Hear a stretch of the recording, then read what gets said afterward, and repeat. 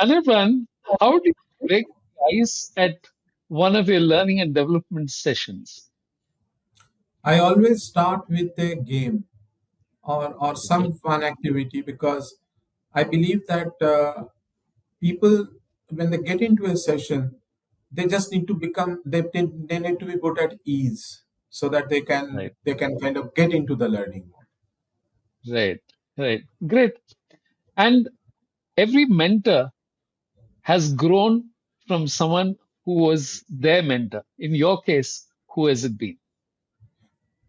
The greatest mentor that I had in my life was my dad.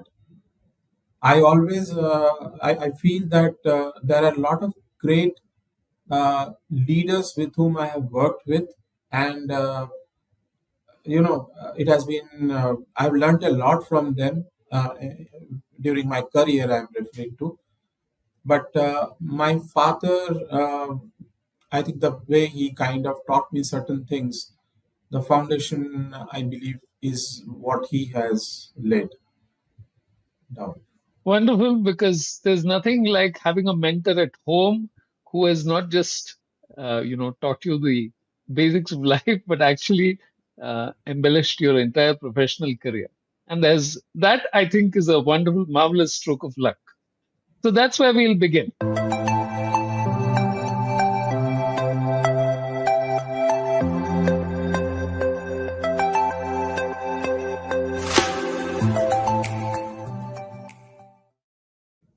How do organizations learn?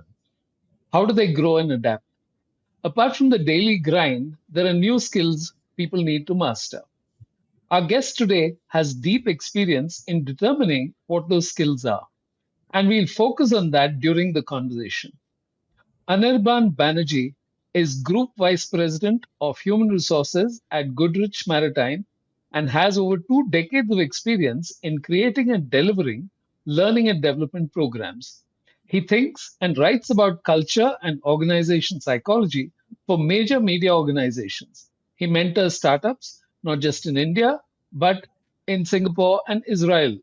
If you're interested in HR, this episode will give you an idea of the range of possibilities in developing and bringing out the best in people. So, Anirban, welcome to the show. Thank you, my pleasure, and it's an honor to be here on the show. Great, Anirban. So, where did this begin? Where exactly did you think that learning and development would be what you were interested in doing? I was actually initially very keen to because my dad was in the Air Force.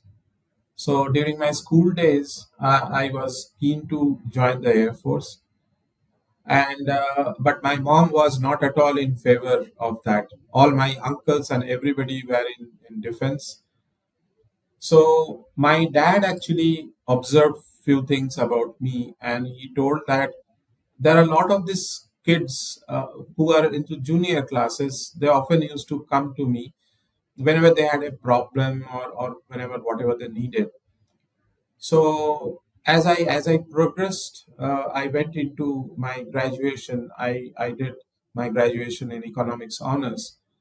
My father told me that uh, I think you should do an MBA, and you should do an MBA in human resource. I'm talking about this was in the 90s when HR had was non-existence in India, and the only thing that HR people used to do was admin work. Actually, to be very honest, Right. and it told that in future, maybe 5 years, 10 years down the line, by the time you graduate and you get into the field, it will see a lot of change because without developing the people part of the business cannot grow to the next level, and therefore it's going to be a very critical aspect of business. It's going to be seen more as a partner of the business rather than just a function, what it used to be earlier. So that is how I Amazing. That's amazing, started. Anirban, that your father was farsighted enough to understand that a profession which didn't kind of exist in the form that it is there today was actually something that he saw, which is, I'm not too Yes. sure too many young people have that kind of luck.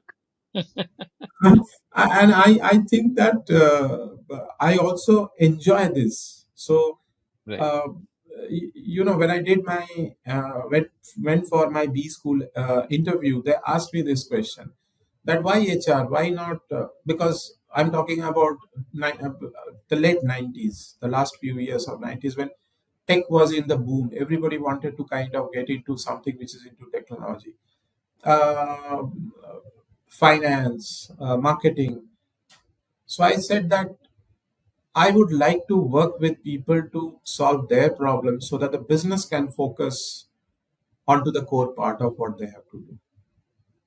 Okay. So, fortunately, I have not lost my job in my career till now because of the need has existed in the business and I have grown my skills.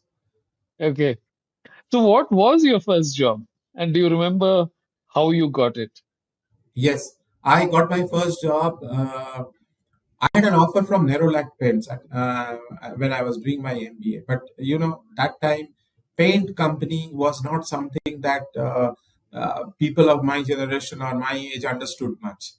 And Okay. instantly, it was Nerolac Paints Chennai, the city that you belong to. And I thought to myself that I can probably go and survive in China, but Chennai is a very difficult place for me.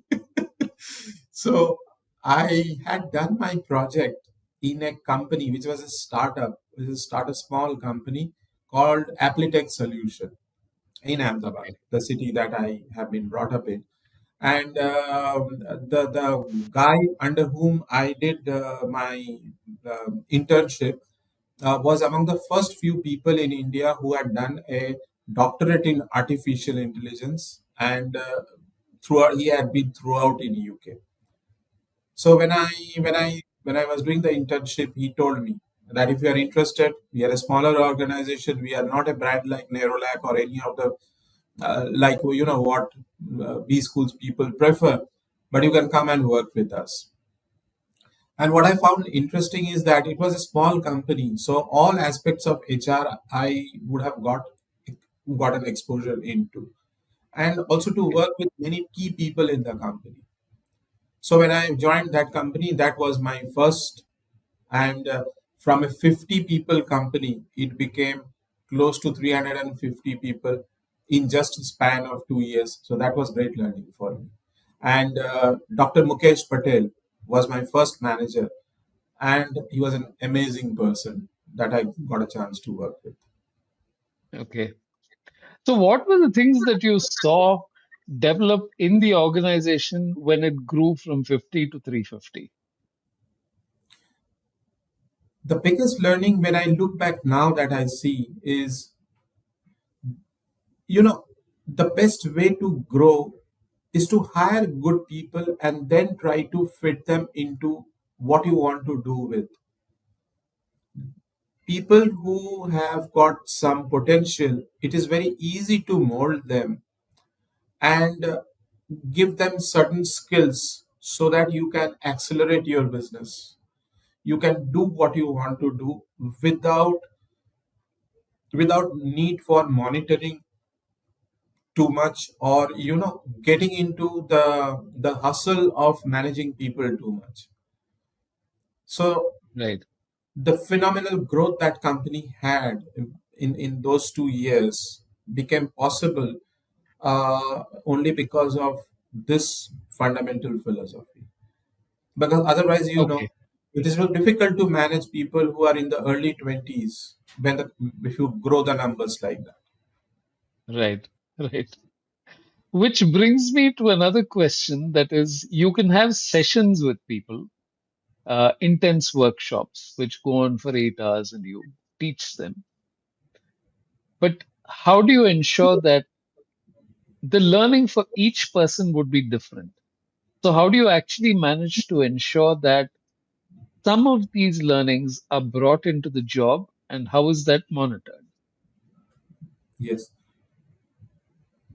See, this is the fundamental shift that is happening in the domain of learning and development, or any Okay. matter for development.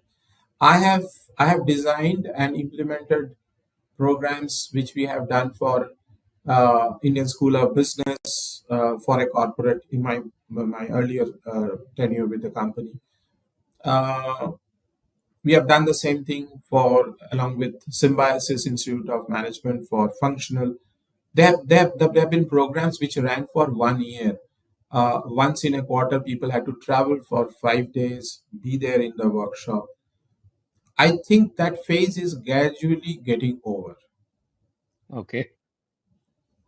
because two reasons. One is the way we function right now, the way we work right now. It is very difficult to bring out people who you want to teach something for a very long period of time. Okay. And the other two things is it is feasible to impart the same thing in a modular manner, spread over a period of time in lesser duration. So I specialize Okay. in something called maybe a 2 hour half a day session or you know, three half a day sessions spread over 3 months. Okay. And why this has happened, just to give you a little deeper understanding, transformation, change, or development is an observation which can happen over a period of time. It's not necessarily that by bringing people into a workshop which is spread for 8 hours, as you mentioned, for 2 days, that they would be able to absorb everything because not Right. everybody comes from the same educational background. The impact of the social background that they come from also plays a vital role in their understanding of some of the concepts of what you are trying to teach them during this 2 days of 8 hours. And Right. if it is too intensive, no, because this is also a lot of people talk about it. You know that 2 days we will put those people into 10 to 12 hours workshop. Now, the stress of that 10 to 12 hours being in there becomes so much that learning becomes secondary. And you get onto a mode that where you have to show that you are, you have to perform as if you are in some kind of a simulation exercise. So the idea is to, and the way we are changing, the businesses and everything are evolving right now, requires understanding that how much people are able to learn, whether it's 2 hours, 4 hours, and then to kind of tactically position the next module accordingly. So that, see, if you have 20 people in the session, the learning is not going to be of the same level because no two individuals are the same caliber, intelligence, or whatever way you look at that. So you will have to just make sure that the maximum is absorbed by them. And I think the third thing that you asked uh, is kind of how do we kind of make sure that they are able to absorb it, implement it at work, if I understood you right. Right. It is very important that this entire thing is structured in a manner that they learn a module, go back into the work, they execute it. That's where they get their motivation. That's where Okay. you will realize that whether what you are doing is just a merely an academic exercise or actually it is benefiting the people.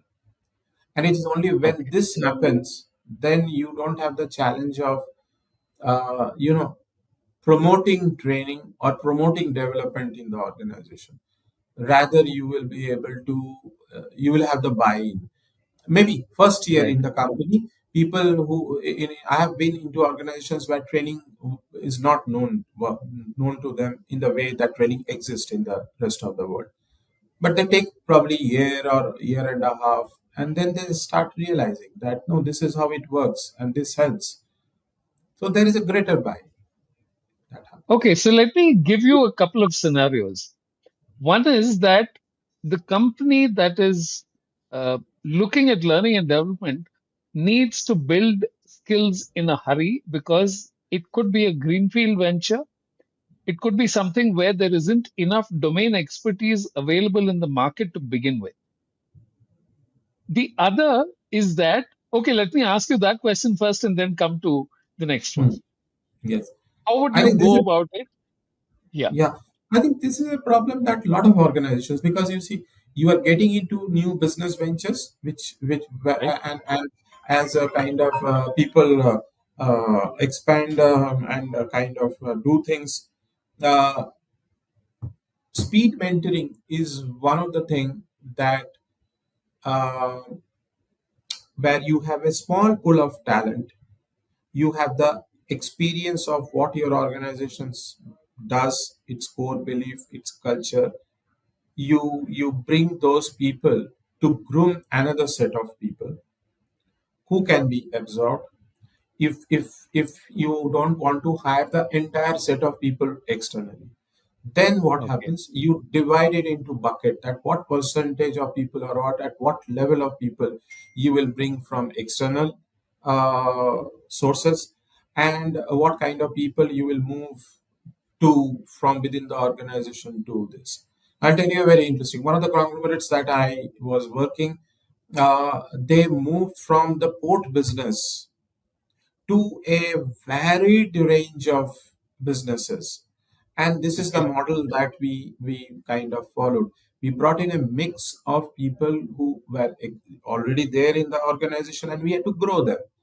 And we brought another two layers, the middle layer, which is from the outside, where some kind of experience or a relatively similar experience existed. Now, there are many sectors in India where you will have to depend entirely on a relative experience. I'll give you an example. When the telecom industry started in India, telecom did not exist in India. So what do? right. You bring in people from FMCG background, because Hmm. that's the way people, you see the what are the behavioral traits that would be required in that function. Skills are Right. not so difficult to kind of impart.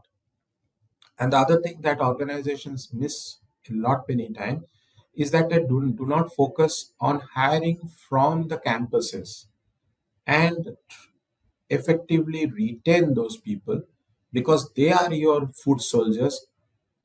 If you are able to kind of do that, the third layer of it perfectly, or if not perfectly, in a reasonable way, only then you will be able to expand into new geographies as well as into new domains of businesses.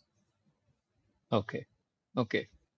The A kind of follow-up question to where you started, which is you talked of 8 and 12 hour sessions. Do you believe there is a role for that kind of a session? I think people have, over a period of time, are beginning to realize in the company that when they are put into those kind of things, and see, what's the point of doing that if people, after coming back, by the time they have come back and 4 days have gone, they have completely, everything has gone out of their mind. So the entire investment is goes down the drain. And I tell you, there have been researchers now. So this is not something that uh, is not known widely. People have been pouring billions, literally billions of dollars in building team. Now, before you build a team, there has to be, the first layer is that people have to connect, people have to build rapport, and then only they can form a team. So Right. directly by putting someone in a strange set of people into a room for 2 days, you don't build a team. So there is a process before that, and there is a process after that which has to be adhered to. And that is how you have to strategically position what you want to give. So every training module or every training topic has to be structured accordingly. Great. I'm talking to Anirban Banerjee about a career in learning and development. And in the previous segment, he spoke about how his career aspirations began at home with his father being his mentor and his father being farsighted enough to understand, even in the 90s, that HR would be an important profession as the country grew and the number of companies recruiting and requiring people with skills grew. He spoke of being in a small company which started with just 50 people and then in a matter of 3 years, 2 or 3 years, went to 350 people.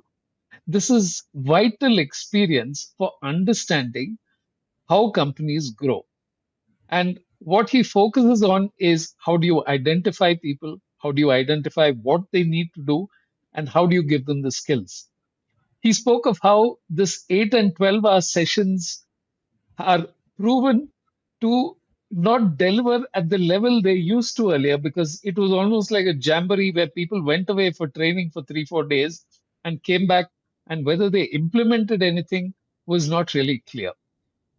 And he spoke of how you recruit or make people within an organization from an allied sector, so that you get the behavioral trace and skills can always be added. In the next segment, I'm going to talk to him about how he understands what is required to build a team in learning and development. So if you've liked what you've listened to so far, please do share, subscribe, and spread the word and let your people know, because this is a profession which will always have relevance, because it's not as if organizations are going to go out of style. This is the way to do things, and there is always going to be a future for people who look at HR. So, Anirban, can you tell me Can we what? take a Yeah, minute break? pardon me, Can we take a minute break? Anirban. How do you decide what exactly you want to focus on in terms of learning and development? How does the input come to you, and how do you decide what needs to happen?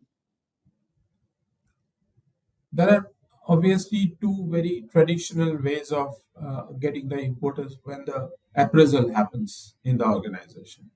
Okay, And the other one is the business planning exercise that happens. okay, Both will give you data or pointers on what are the skill gaps and how do we kind of what do you want to do about it. I feel that over a period of time there are maybe another two layers have got added and which I believe are very important. Uh, the appraisal data basically comes from the managers and their interpretation of the people working with them, that where they stand and where they need to go. The the business strategy will give you data that okay, the business is moving into particular direction.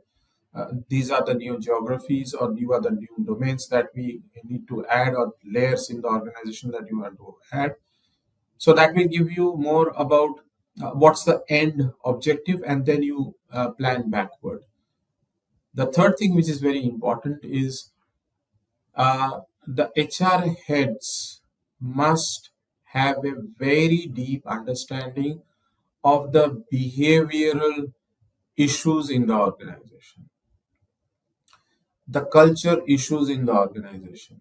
Because just like no two people are the same, based on how people behave or how what kind of cultural values that they come with, learning has to be customized and focused in a very unique way. So that will give you the real information to make the learning strategies successful. And I think where HR people sometimes misses out, and even the learning and development people, is that they once they have come up with a plan, they feel that we make too many changes. What will the managers think? That we are not clear about what we are trying to do. The management might think something differently. Uh, the actual success lies because we are dealing with humans and with artificial intelligence and everything that is coming into play. There's a huge opportunity that is there right now to kind of leverage right, the potential. And you right. have to understand that you should be prepared for tactical changes as you progress during the year with your plan. So there is no point in being too fixated about that. No, we thought of doing this way, so we'll do it this way. Make changes, be flexible with. Can you recall an example without giving names or the context as to how behavioral issues can affect the organization and when it is not held in check? Yes, I think this is something that I have seen throughout all 25 years of my career. Uh, Behavioral issues are at the core of the organization because you spend 10 to 12 hours in the office today. Your perception of the company is very vital to its brand. It is also very vital to whether the organization is operating at a level of productivity that you want to operate. Because if there are behavioral issues, it spreads out. And I'll give you a very specific example.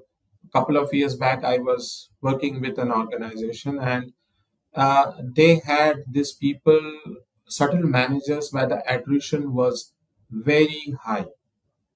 Now, if the attrition under certain managers are very high, then that needs to be addressed. Now, if you expect that, obviously training can be a way to kind of help people understand that, but then there is something that training cannot do also. This is also very important for us to understand. Understand, So yeah. behavioral issues, why I brought this point out is will also give you an understanding that to what extent, what kind of training, and if with training something else also is required to be done. Okay. Now, let me give you a scenario and then tell me what you would advise in such a situation.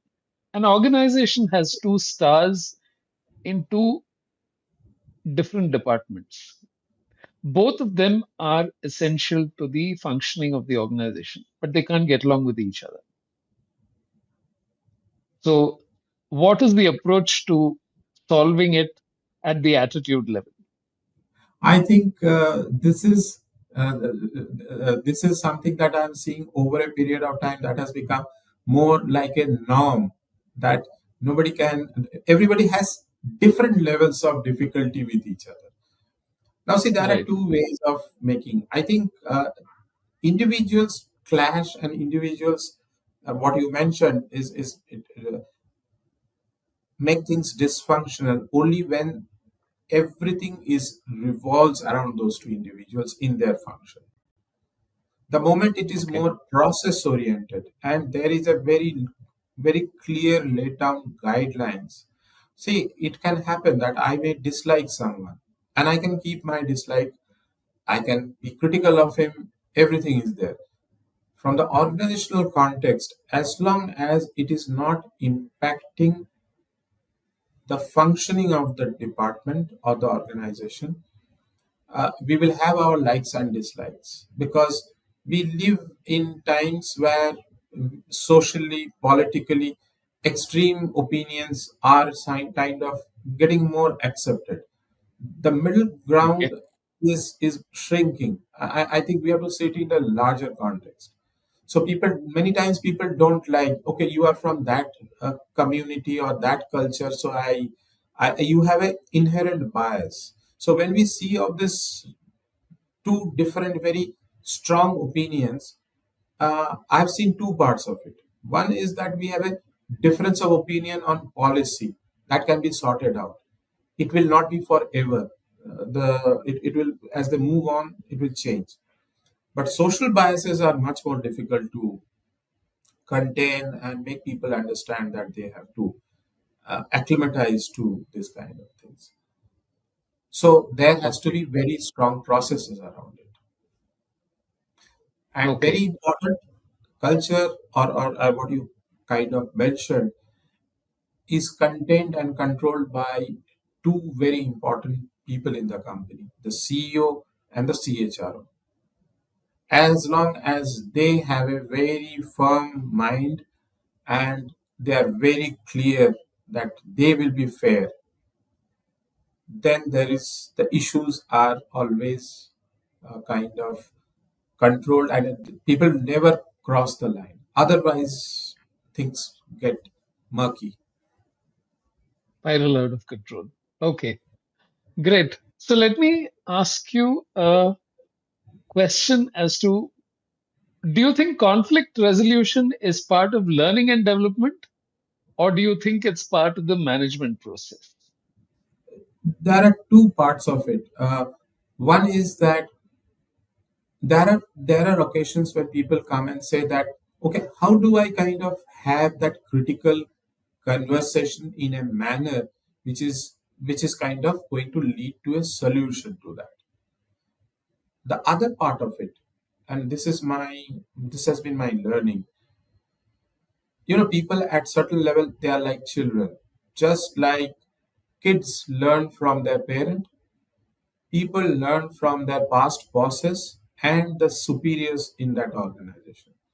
So if they see a culture where conflicts are managed in a mature way, in an emotionally intelligent way, then that's what they learn. And that's what they feel is that they have to do.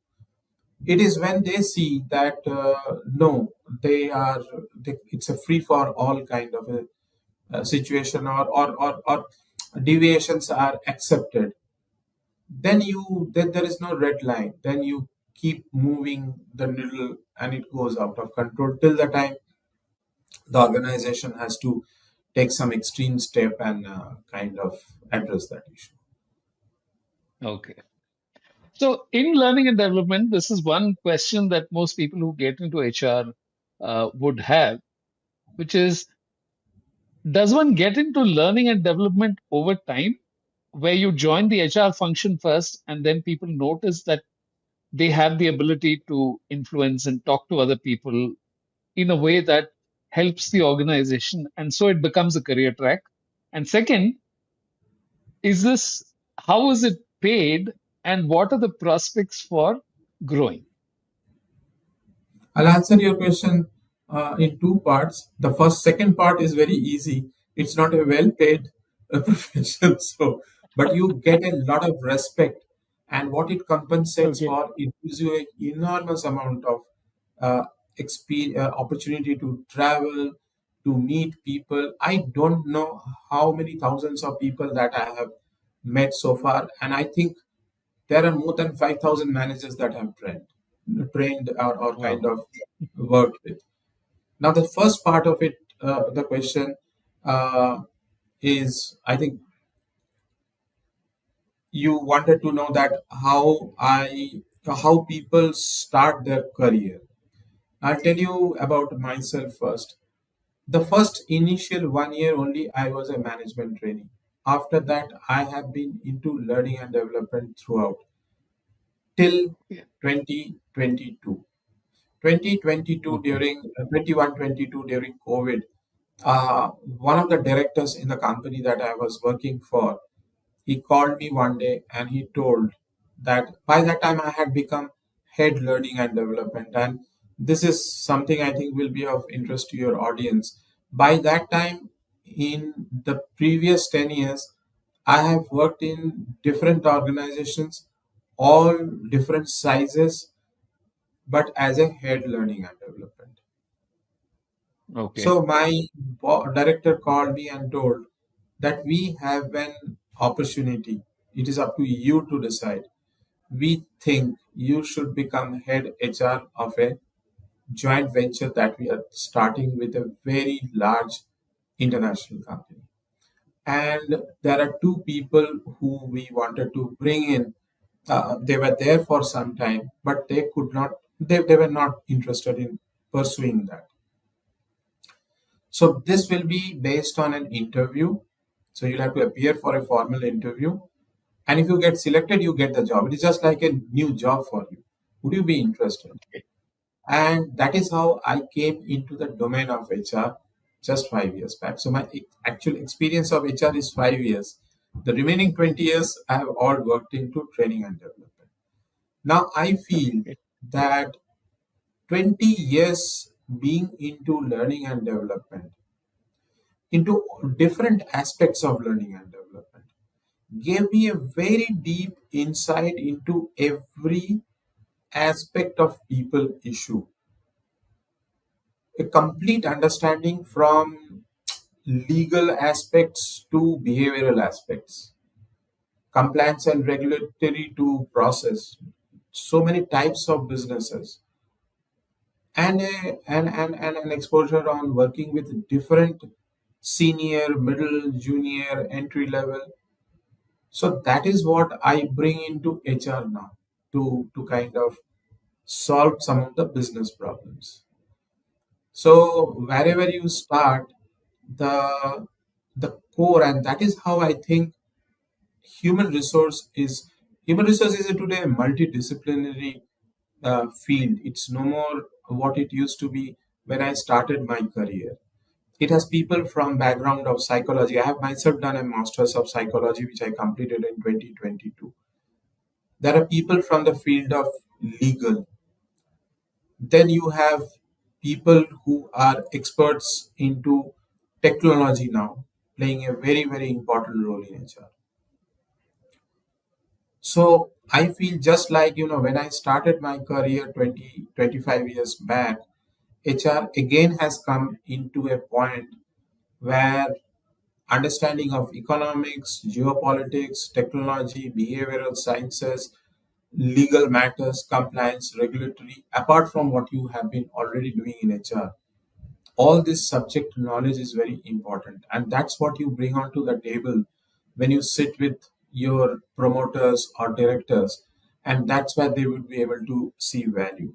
HR is shifting from merely operational process, which will probably now become very insignificant, and much of it will get outsourced. It will no more be covered under HR. Like payroll has moved out of HR. You will have more people who are actually, I would say, specialist into one of these areas that I just spoke about, and have a very good horizontal understanding of the business and all other aspects which touches upon it. Okay. COVID has been a major sort of incident or point at which remote work for the first time became the norm. And companies have consistently had a problem getting people back to the office. What is your take on, is remote work okay, or do you feel that people working together in the office is more efficient? I think with the kind of technology that we have, we should have a balance of both. See, office we cannot do away with for a simple reason. Right. When do you connect with people? You need to have that social connect. Otherwise, it will become very abstract for you. People who recommend only remote work, they keep forgetting that we have to work collectively, and then only business can function in a meaningful way. But at the same time, given the infrastructural issues in India, the congestion of the road and the cost of power, the cost of office space, it is prudent to not to bring everybody every day to office. You can have some kind of flexibility depending upon the nature of the job, the role that person. Now, see, I'll tell you that this is a very deep subject, and I often Right. hear comments or conversations which have not gone very deep into the detail. If you are bringing a fresh set of people from campus, and if you are asking them to work from home, then it will not work out because they will never understand the organization's culture until unless they have Right. been into the office, until unless they work with the leadership or the managers closely to understand that what is expected out of them. It so different layers of organizations has to be dealt uh, with this kind of approach on work from home and all differently. I'm in favor of work from home where climatic conditions during, like Bombay has this monsoon. I did not tell you in the morning in Bombay there was so much of rain. I had to come. I got so tensed that I came early over here. Oh, because I have committed you something, and it's still raining outside, so you don't know. So on those occasions, and I think we should be flexible enough to. The idea is that to choose between whether 2 hours of commuting makes sense, or you would rather give those 2 hours to the employee to work from home where he can just log on and do that. But office and this has to be in mixed, because with changing time you have to adopt something new, and what was useful in the past, that also has to be kept. okay. Great, Anirban. So, in the previous segment, we spoke about how uh, Anirban actually fashions or understands what the organization requires from what the uh, appraisals have been. And he talks about how HR needed to be very close to the behavioral issues and understand what the business is about in order to function well. He also spoke about how HR is now morphing from the operational aspect to the psychological, legal, and technological issues as well as benefits that have now come to the fore. He believes that HR is not a very well paid job, but it's something that allows you to travel a great deal and meet people in a number of places and get to know a whole lot of people beyond that. He came out with a very balanced uh, response to remote versus in office work. And he underlines exactly why he thinks that it needs to be a mix of the two. In the final segment, we'll be talking about what he sees learning and development morph into, what he thinks are the plans for the future with AI coming in, and where he believes the opportunities will be. So, Anirban, which are the things that you see are changing in learning and development? I'd like you to focus a little more on what you said, where you said 2 hour, let's say over 3 sessions, over 3 weeks. How do you then break it up in order to derive the maximum advantage and learning for people? Yes. See, there are certain training modules which will probably require 8 hours for people to be there, because people will get into that learning mode.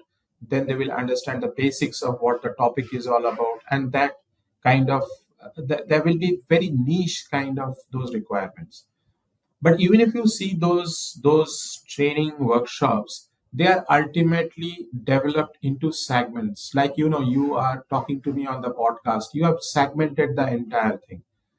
The training concept is also evolves around that. You do the icebreaker. You started with an icebreaker, that what.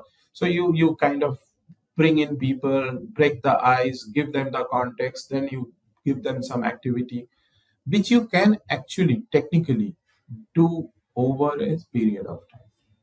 See, lot many Okay. times I've seen that in this 2 day workshop and all, people get into, and then they start thinking why they have come into the workshops, because the trainer at that point of time is asking them that, okay, what is your expectation? Tell me now.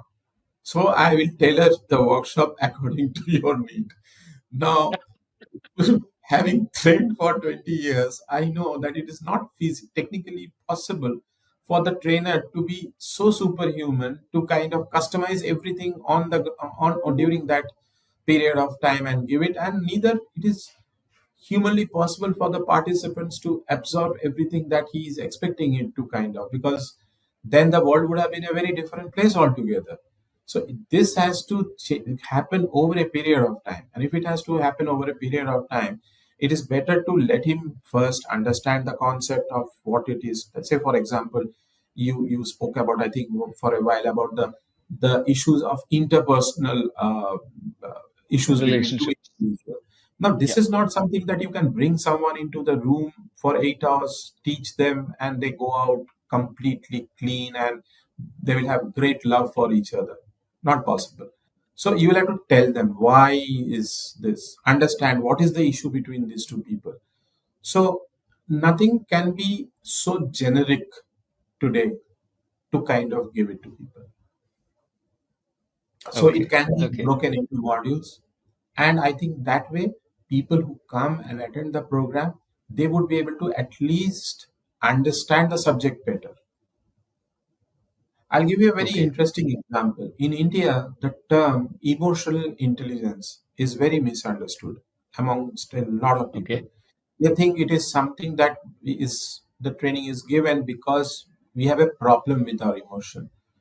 And deep inside they think that these guys are thinking that I'm a little mad or I'm kind of psychic probably. Whereas that subject has nothing to do with it. It is how you talk, how you deal with people, respect others' emotion, understand the other person before giving your instead of becoming judgmental on the other person. So Hmm. unless the subjects are kind of uh, clearly explained to the audience, training people on those subjects, I feel, will not yield the desired result. Okay. Okay. So, can you give me a? I want to go into each one of these. Where do you think the legal aspects have now come into play in learning and development or in HR overall? How is it playing a bigger role? Yeah, I think POSH is one of the areas. Right. Okay. Okay. So it has come because see we the term diversity in India is understood only from the gender point of view. Right. So that's one area that people has to get sensitized anyway. So learning and development has to kind of not only training people on POSH, but also sensitizing that how do they deal with how does a man and woman relationship in the office space play out. The second thing is that India is a very diverse country, and one of the biggest risk that I see is that whenever I walk into any corporate office in Bombay, Bangalore, or for that matter Delhi, I don't see a mix of people with diverse ethnic background, people from southern India, northern India, eastern India, western India, and I don't see people from northeast at all, which is Right. a very, very concerning thing for me because see, we are a country with so much of young people, great talent across the country. So if we are not able to open up our opportunities, doors of the opportunity to everybody, irrespective of the language that they speak or irrespective of the geography that they come from, then we are limiting our growth potential, which has multiple implications, even for the business part of it. So, do Second you thing, I think this starts with recruitment? Sorry, I just want to, since you spoke of something which is very sensitive, I wanted to understand, is it because how the recruitment policy itself plays out, or is it simply that they're not doing it consciously, but it happens? I think people have great deal of bias. They want clones of themselves. I'm being very direct over here because I've gone very deep into that. See, why Indian companies are not growing is also to do with the fact that see, if I'm comfortable with you, no, I would. It's very easy for me to work with you. Now, why is that comfort level there? Because you don't question me too much, and I also will not question you too much. So no difficult questions asked. And the second thing is that this also brings the fact that lot of inefficiency and unethical practices are thriving right now because people are from a very close circle. So in psychology there is something that we are taught as club organizations. So you have Right. only a uh, certain kind of people over there that each of them are comfortable, and they have accepted the fact that they don't want to grow beyond a point. It's not kind of a open statement, but they know that we will not grow, but we are happy with whatever. But we are not doing justice to the industry, to the company, and to ourselves. So this Right. is something that the organizations need to kind of very strongly implement through the recruitment practice. And you brought out a very important point, the recruitment. See, the recruiter, technically, irrespective of the company, whatever he or she can lay hands on, the tendency is to bring that. So, any recruiter will bring you one or two people and say that, please, now you select one of them. Right. So, it's only in the Right. vicinity that everything is working. Until unless Right. you she transform from this myopic vision of running things to a much more broad vision. And where is the challenge? Because the if you have to bring people from different parts of the country, you need to know which campuses you need to go for. You need to develop connections with the faculty. You need to talk to the placement coordinator. You need to put in a much more bigger effort, and which will have a transformational impact on the organization. And that the HR professionals are not willing to do. They are more happy doing the easy thing just to kind of get people around. It's such a wonderful point, Anirban, because that's precisely the issue that if you want to spread it, it's exactly like data in a sense. You collect what is easy to collect. You don't collect what you really need to collect in order to get a deeper understanding. And that seems to be the way, way in what people look at.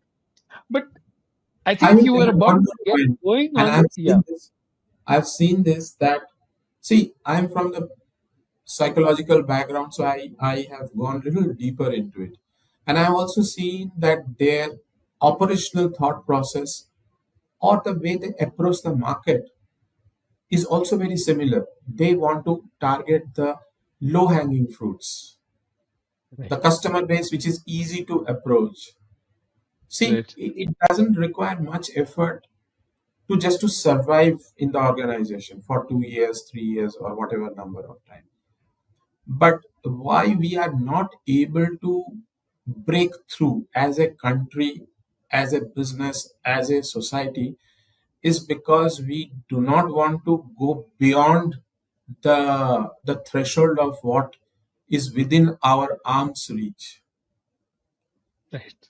So it's 1 year experience getting repeated for 5 years, and people will come to you that my CV sir has got 5 years experience. So if you see, read That's 1 year's carefully, it's experience. that Five is times over. Right, right. Which gives me a, a question as to how do you expand this base in terms of a mental construct? While it's nice to say that who's training HR in order to change this entire thing, because it's almost as if they are never at a training program, or does it happen that you understand that, hey, there is something that needs to be done with the HR in order to change things? you have actually brought out a very important point. And it's very sad that when I see HR people not reading, and more importantly, they have a serious constraint in communicating with people beyond their comfort level. Okay. See, you must ask an HR person this question: apart from your work, what is it that you do? Okay.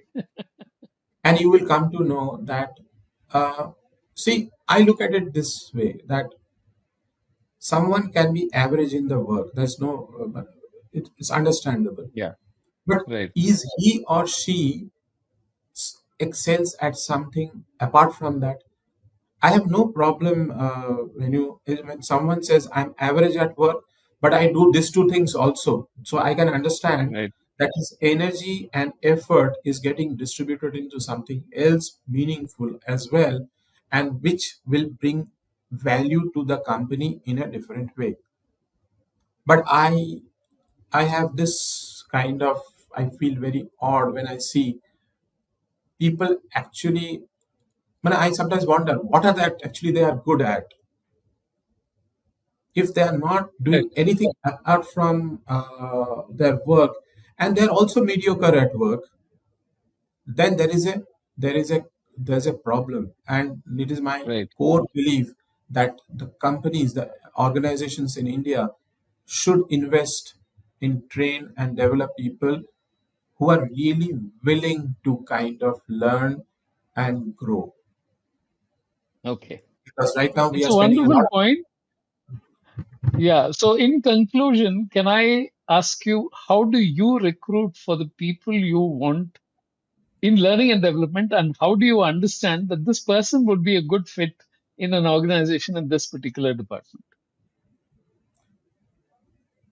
Whenever I have interviewed a learning and development professional, I have checked three things: whether he's passionate about people, because without the passion, I don't think he is interested in it.